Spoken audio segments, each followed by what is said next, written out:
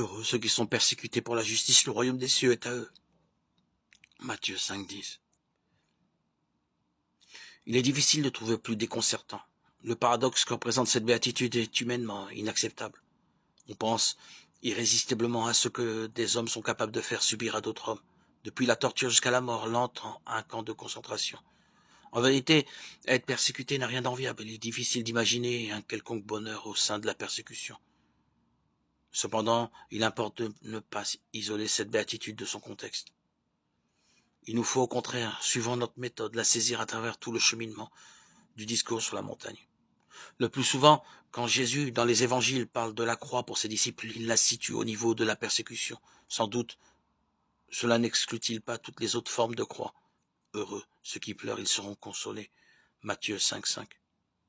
Il est clair que l'évangile ne refuse pas de considérer les croix propres à chacun, croix qui relèvent du contexte, de la vie personnelle, croix qui font partie de la vocation particulière de tout homme. Elles ont leur valeur incontestable au plan du salut. Mais il est non moins clair que l'Évangile met l'accent sur la croix de la persécution avec une insistance toute particulière. La béatitude des persécutés est amplifiée par celle qui la suit. Heureux serez-vous quand on vous outragera, qu'on vous persécutera et qu'on dira faussement contre vous toutes sortes de mal à cause de moi. Soyez dans la joie et l'allégresse, car votre récompense sera grande dans les cieux. C'est ainsi, en effet, qu'on a persécuté les prophètes qui vous ont précédés. Matthieu 5, 11, 12. C'est que la persécution est la croix, commune à tous les disciples.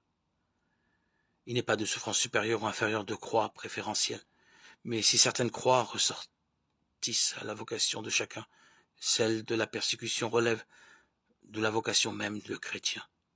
L'adhésion de foi au Christ postule un certain mode de vie, une certaine annonce, certaines options qui, inévitablement, si nous en croyons l'évangile, amènent le disciple à une contradiction de la part des hommes.